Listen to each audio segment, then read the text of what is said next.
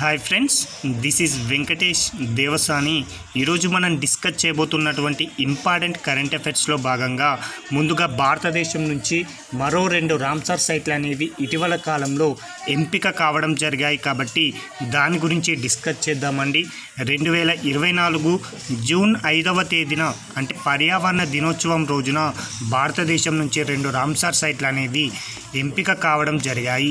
ఈ రెండింటితో కలిపి భారతదేశంలో ప్రస్తుతం జూన్ 5వ తేదీ నాటికి ఉన్నటువంటి రామ్సార్ సైట్ల సంఖ్య ఎంత అంటే మాత్రం 82 అని గుర్తుంచుకోండి. చాలా ఇంపార్టెంట్ అండి. కాబట్టి గుర్తుంచుకోండి, భారతదేశంలో ప్రస్తుతం ఉన్నటువంటి రామ్సార్ సైట్ల సంఖ్య ఎంత అంటే 82 అండి. అలా భారతదేశం నుంచి 81వ రామ్సార్ సైట్గా ఏది ఎంపిక అయిందంటే నాగి అండి. చాలా ఇంపార్టెంట్ అండి. నాగి అనేటువంటి బర్డ్ శాంక్చురీ భారతదేశం నుంచి 81వ రామ్సార్ సైట్గా ఎంపిక కావడం జరిగింది. ఇక 82వ రామ్సార్ సైట్గా నక్టీ, చాలా ఇంపార్టెంట్గా గుర్తుంచుకోండి. నక్టీ ఇది కూడా బర్డ్ శాంక్చురీ అండి. ఈ 2 రామ్సార్ సైట్లు అనేవి ఏ రాష్ట్రంలో ఉన్నాయి అంటే మాత్రం బీహార్ రాష్ట్రం అండి. ఏ రాష్ట్రం? బీహార్ రాష్ట్రం. ఒక్కసారి చూడండి, ప్రస్తుతం భారతదేశంలో మొత్తంగా 82 రామ్సార్ సైట్లు ఉన్నాయి. 81వ రామ్సార్ సైట్గా నాగి, 82వ రామ్సార్ సైట్గా నక్టీ. ఈ 2 రామ్సార్ సైట్లు బీహార్ రాష్ట్రంలోనే ఉండడం జరిగాయి. ఈ 2 రామ్సార్ సైట్ల చేరికతోటి బీహార్ రాష్ట్రంలో ఉన్నటువంటి మొత్తం రామ్సార్ సైట్ల సంఖ్య ఎంతగా ఉంది అంటే మాత్రం 3 అని గుర్తుంచుకోండి. అంటే ఈ రెండింటి చేరిక కంటే ముందు బీహార్లో కేవలం ఒకే ఒక రామ్సార్ సైట్ అనేది ఉండడం జరిగింది. ఈ రెండింటి చేరికతో బీహార్లో ఉన్నటువంటి రామ్సార్ సైట్ల సంఖ్య 3కి చేరడం జరిగింది. అయితే బీహార్ రాష్ట్రంలో ఉన్నటువంటి తొలి రామ్సార్ సైట్ ఏది అంటే మాత్రం గుర్తుంచుకోండి, బీహార్లో తొలి రామ్సార్ సైట్ వచ్చేసి కబర్తాల్ అండి. చాలా ఇంపార్టెంట్ అండి, గుర్తుంచుకోండి. బీహార్ రాష్ట్రంలో తొలి రామ్సార్ సైట్ ఏది అంటే మాత్రం కబర్తాల్ అండి. ఇది 2020 సంవత్సరంలో భారతదేశం నుంచి రామ్సార్ సైట్గా ఎంపిక కావడం జరిగింది. ఇది ఒక ఆక్స్బౌ లేక్ అండి. ఈ యొక్క కబర్తాల్ అనేది ఒక ఆక్స్బౌ లేక్ అని గుర్తుంచుకోండి. ప్రస్తుతం భారతదేశంలో ఉన్నటువంటి రామ్సార్ సైట్ల సంఖ్య 82. అయితే ప్రపంచంలోనే అత్యధికంగా రామ్సార్ సైట్లను కలిగి ఉన్నటువంటి దేశాల యొక్క వరుస క్రమం పైన కూడా ఎగ్జామినర్ ప్రశ్న అడగడానికి అవకాశం ఉంది. కాబట్టి ప్రస్తుతం ప్రపంచంలోనే అత్యధికంగా రామ్సార్ సైట్లు కలిగిన దేశంగా బ్రిటన్ ఉండడం జరిగిందండి. బ్రిటన్ దేశం నుంచి ఏకంగా 175 రామ్సార్ సైట్లు అనేవి ఎంపిక కావడం జరిగాయి. అదేవిధంగా 2వ స్థానంలో మెక్సికో దేశం ఉంది. ఇక్కడ మొత్తంగా 144 రామ్సార్ సైట్లు ఉండడం జరిగింది. ఇక 3వ స్థానంలో భారత్, చైనా సంయుక్తంగా ఉండడం జరిగిందండి.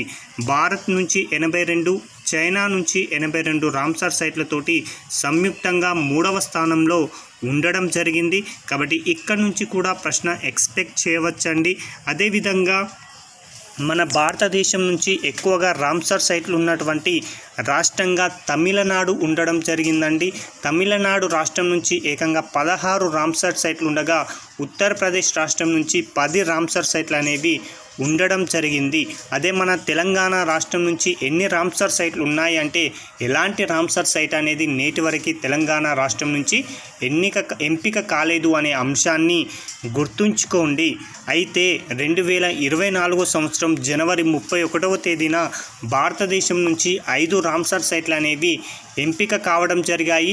ఈ యొక్క 5తో కలిపి భారతదేశంలో రామ్సార్ సైట్ల సంఖ్య 80కి చేరుకోగా 2024 జూన్ 5వ తేదీన మరో 2 రామ్సార్ సైట్ల చేరికతోటి భారతదేశంలో ఉన్నటువంటి రామ్సార్ సైట్ల సంఖ్య 82కు చేరింది.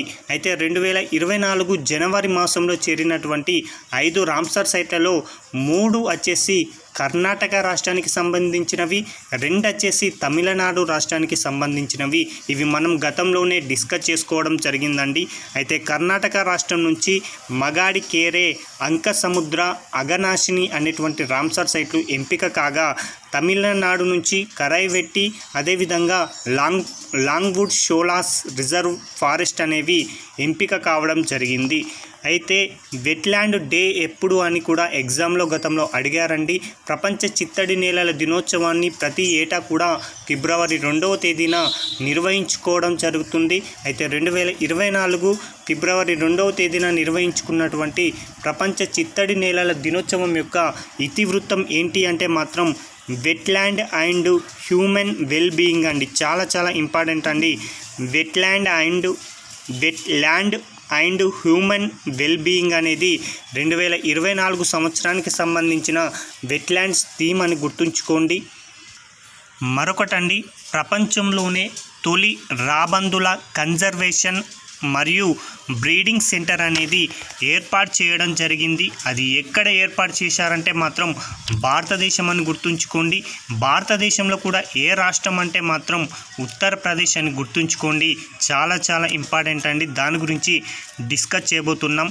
ఉత్తరప్రదేశ్ రాష్ట్రంలో ఉన్నటువంటి మహారాజ్ గంజ్లో ఆసియన్ కింగ్ వల్చర్ రాబందుల జాతుల జనాభాను మెరుగుపరచాలనే ఉద్దేశంతో ప్రపంచంలోనే తొలి సంరక్షణ అదేవిధంగా సంతానోత్పత్తి కేంద్రాన్ని ఉత్తరప్రదేశ్ ప్రభుత్వం అనేది ఏర్పాటు చేయడం జరిగిందండి. రాబందుల జాతులలో ఒక జాతి అయినటువంటి ఏషియన్ కింగ్ వల్చర్ అనేటువంటి జాతి అంతరించడానికి సిద్ధంగా ఉంది.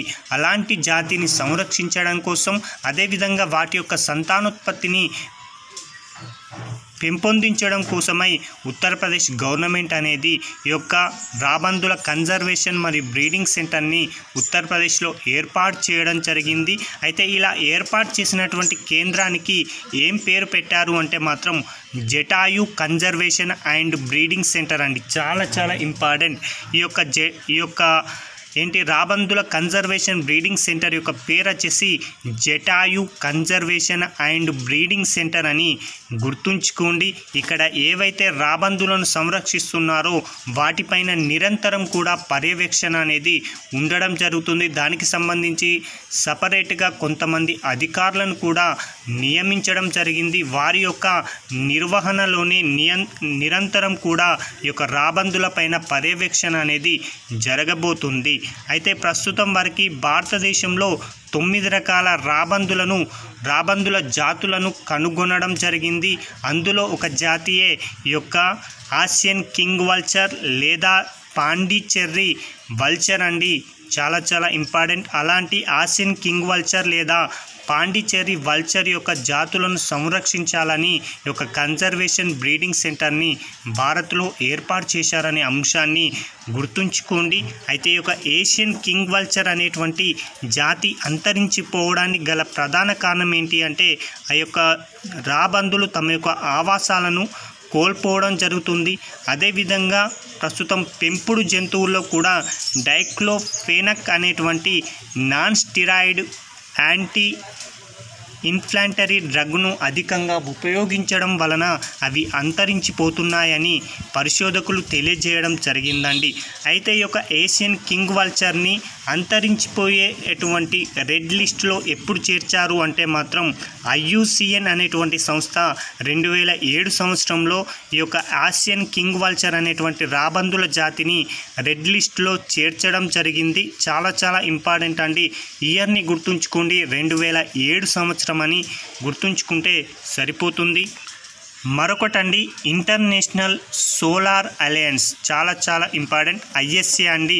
ఈ యొక్క ఇంటర్నేషనల్ సోలార్ అలయన్స్లో చేరినటువంటి 100వ దేశంగా పరాగ్వే అనేటువంటి దేశం రికార్డు సృష్టించింది. కాబట్టి గుర్తుంచుకోండి, ISAలో చేరినటువంటి 100వ దేశం ఏది అని అడుగుతాడు. కాబట్టి పరాగ్వే. అదేవిధంగా 99వ దేశంగా స్పెయిన్ దేశం నిలవడం జరిగాయి. ఈ రెండు దేశాలు కూడా 2024 సంవత్సరంలోనే ISAలో సభ్యత్వాన్ని తీసుకోవడం జరిగింది. అయితే ISAను ఏ సంవత్సరంలో ఏర్పాటు చేశారు, ఎక్కడ ఏర్పాటు చేశారు, దాని యొక్క ప్రధాన కేంద్రం ఎక్కడ ఉందని కూడా ఎగ్జామినర్ ప్రశ్న అడగడానికి అవకాశం ఉందండి. కాబట్టి గుర్తుంచుకోండి, ఇంటర్నేషనల్ సోలార్ అలయన్స్ని 2015 సంవత్సరంలో ప్యారిస్లో జరిగినటువంటి COP21 సమావేశంలో భారత ప్రధానిగా ఉన్నటువంటి నరేంద్ర మోడీ గారి యొక్క చొరవతోటి ఈ యొక్క ISAని ఏర్పాటు చేయడం జరిగింది.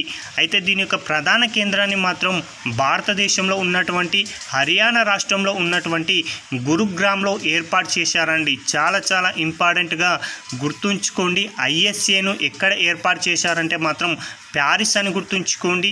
8వ కాప్ సమావేశం అంటాడు, 21వ కాప్ సమావేశం అని గుర్తుంచుకోండి. దాని యొక్క ప్రధాన కేంద్రం ఎక్కడ ఉందంటాడు, గురుగ్రామ్ అని గుర్తుంచుకోండి. ఏ సంవత్సరం అంటాడు, 2015 అని గుర్తుంచుకుంటే సరిపోతుంది. మరొక అంశం అండి, ఇటీవల కాలంలో కృష్ణా బోర్డుకి నూతన చైర్మన్గా ఒక వ్యక్తి నియమితులు కావడం జరిగింది. అలా నియమితులైనటువంటి వ్యక్తి ఎవరు అంటే అతుల్ జైన్ అండి. చాలా ఇంపార్టెంట్. కృష్ణా నది యాజమాన్య బోర్డ్ లేదా కేఆర్ఎంబి బోర్డ్ చైర్మన్గా అతుల్ జైన్ గారిని నియమిస్తూ ఇటీవల కాలంలో కేంద్ర జలశక్తి వారు ఉత్తర్వులను జారీ చేయడం జరిగింది. కాబట్టి కృష్ణా బోర్డ్ నూతన చైర్మన్ ఎవరు అంటే అతుల్ జైన్ అనేటువంటి పేరుని గుర్తుంచుకోండి. మరొకటండి, పెన్ పింటర్ పురస్కారం 2024 సంవత్సరానికి సంబంధించి ప్రకటించడం జరిగిందండి. అయితే భారతదేశం నుంచి ఈ యొక్క పెన్ పింటర్ పురస్కారానికి ఎంపికైనటువంటి వ్యక్తి ఎవరు అంటే ప్రముఖ రచయిత్రి, బూకర్ ప్రైజ్ విజేత అయినటువంటి అరుంధతి రాయ్ గారికి ఈ యొక్క పెన్ పింటర్ 2024 పురస్కారం అనేది దక్కడం జరిగింది. అయితే ఈ పురస్కారాన్ని 2024 అక్టోబర్లో జరిగేటువంటి కార్యక్రమంలో ఈ యొక్క అవార్డునైతే అందుకోబోతుందండి. ఇది ఇంగ్లీష్ పెన్ అనేటువంటి ఒక స్వచ్ఛంద సంస్థ ఈ యొక్క పురస్కారాన్ని 2009 సంవత్సరంలో ఏర్పాటు చేయడం జరిగింది. ఎవరి జ్ఞాపకార్థం ఏర్పాటు చేశారంటే నోబెల్ గ్రహీత, నాటక రచయిత అయినటువంటి హరోల్డ్ పింటర్ యొక్క జ్ఞాపకార్థం ఈ యొక్క పెన్ పింటర్ అనేటువంటి పురస్కారాన్ని ఏర్పాటు చేయడం జరిగింది. కాబట్టి గుర్తుంచుకోండి, 2024 సంవత్సరానికి పెన్ పింటర్ పురస్కార గ్రహీత ఎవరు అంటే అరుంధతి రాయ్ గారని గుర్తుంచుకోండి. ఇది ఏ సంవత్సరంలో ఏర్పాటు చేశారంటాడు, 2009 అని గుర్తుంచుకుంటే సరిపోతుంది. ఇవండి ఈ రోజుకు సంబంధించినటువంటి ముఖ్యమైనటువంటి కరెంట్ అఫైర్స్. Thank you.